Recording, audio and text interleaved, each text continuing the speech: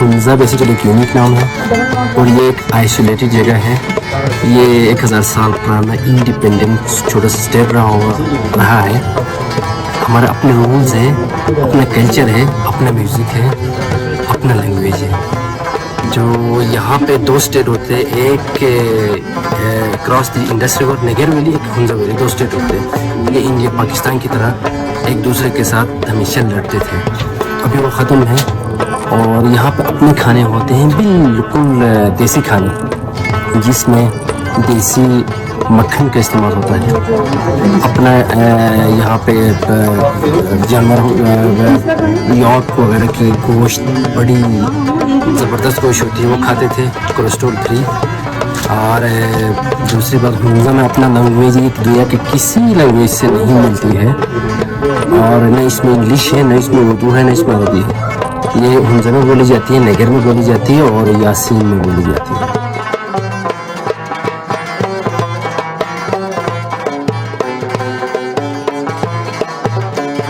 Restaurant हमारा जो है हुंजा, हम बेसिकली हिडन पैराडाइज हुंजा जो है, हुंजा ट्रेडिशनल फूड के ऊपर काम कर रहे हैं। तो ये हम हुंजा फूड जो है ये बहुत हेल्दी है। अगर रिसर्चेस की तरफ हम जाते हैं तो ये तकरीबन कहते हैं कि 100+ ईयर्स मतलब लोग जीते थे हुंजा में। इवन मतलब 120s में भी लोग काम खेती बाड़ी करते थे। जस्ट उसका रीज़न ये था कि ये authentic and local cuisines use करते थे।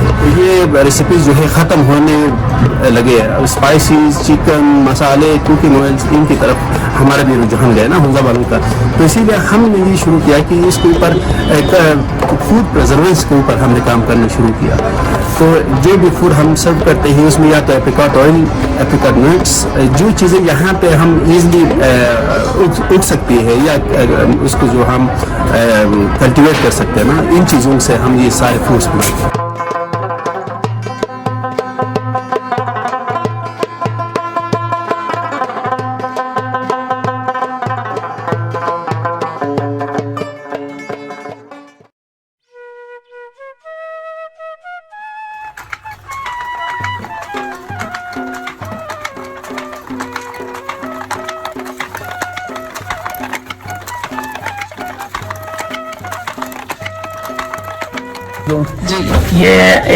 ये पट्टू कहते हैं, पट्टी भी कहते हैं, पट्टू भी कहते हैं। ये हमारा कदीम तहजीब है।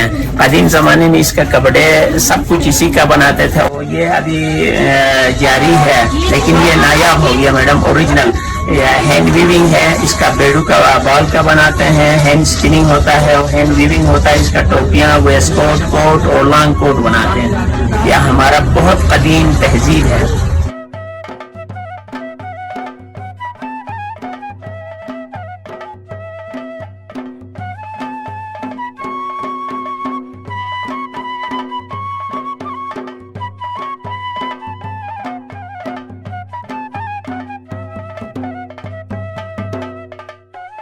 हमारा कल्चर बेसिकली आप जैसे अच्छे मेहमानों की हॉस्पिटलिटी हमारा कल्चर है। Thank you. तो हमने देखा है हमारा दूसरा हमारा एग्रीकल्चर हमारा बैकबोन है। उसके साथ आप जैसे अच्छे टूरिस्ट आए तो वो भी हमारा बैकबोन के साथ थोड़ा सा हेल्पफुल होता है। तीसरा हमारा ये जेम्स इंडस्ट्री है, जो नेचर रिसोर्सेज बनाते हैं। इसको निकालना बड़े मुश्किल है कि डायनामाइट इस्तेमाल करते हैं हम और आधा ज़ाया होती है। कम साफ़ सुथरे और अच्छे लेवल के पीसेस आते हैं, जो कलेक्शन के पीसेस। लास्ट ईयर बल्तिस्तान से एक खूबसूरत एक कमरीन का दाना निकला था, जो $8.7 मिलियन में बिक गया।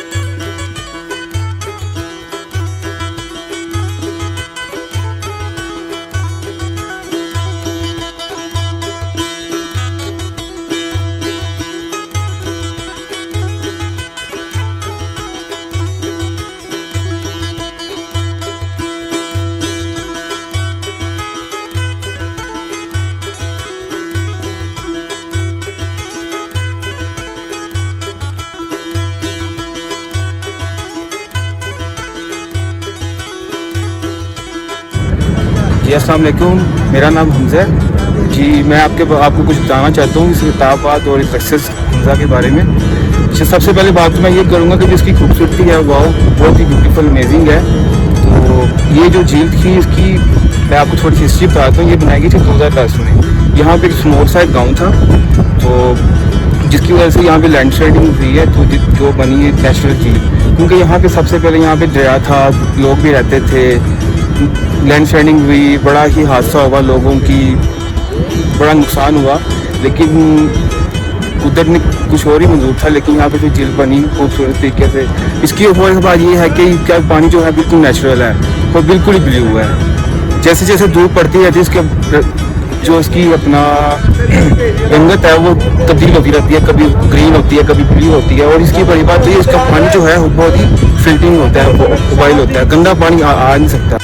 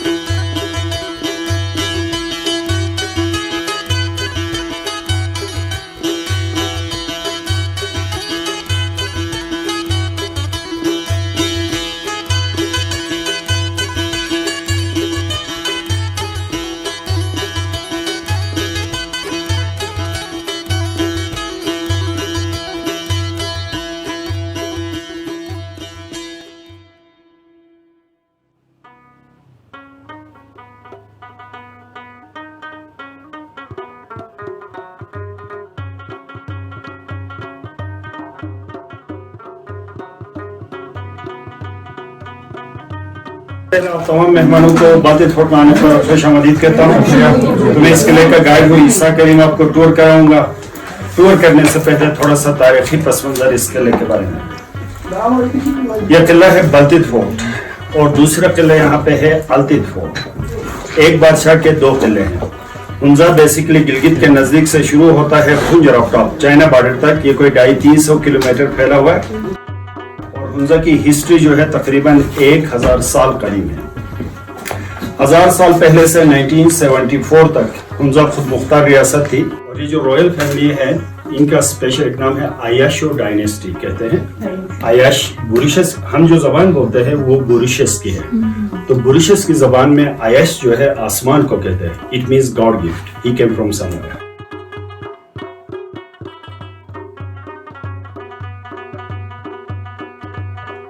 मॉडर्न जिंदगी में इंटर हुए तो अपनी सकाफत, अपनी पहचान आहिस्ता आहिस्ता भूलने लगे थे।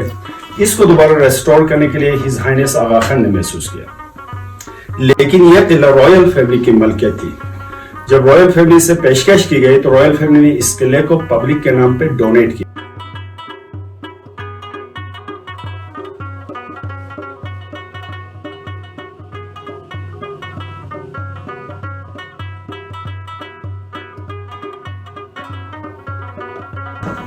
यहाँ पे क्रिमिनल्स नहीं होते थे और अभी भी नहीं है। The crime ratio 0।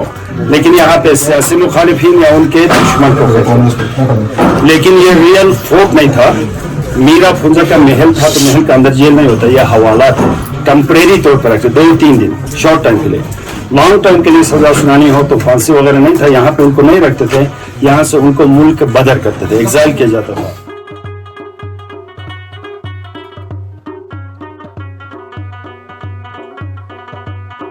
ये है अगर मौसम साफ हो तो 7 पहाड़ एक साथ नजर आते हैं। यहाँ से 7 हाईएस्ट माउंटेन। यहाँ का हाईएस्ट माउंटेन सामने राकापोशी 788 मीटर्स।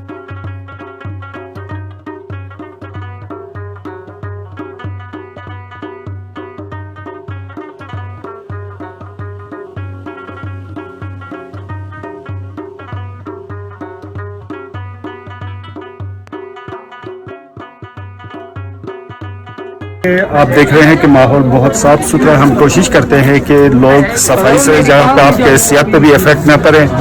तो जाहिर बात है जितना टूरिस्ट आपके पास आता है तो कचरा ज़रूर फेंक के जाता है, गलती से भी होता है। तो यहाँ पे वॉलंटियर्स बॉय स्काउट्स हैं। जब आप माहौल की सफाई करेंगे तो आपका सेहत भी अच्छा, आप सेहतमंद भी होंगे। और जब आपका इलाका साफ सुथरा होगा तो आपके इलाके में लोग आएंगे। अगर आप कचरा फेंकते जाएंगे तो आप तो जाहिर बात है बदबू आएगी, तो बदबू से बंदा दूर भाग जाएगा।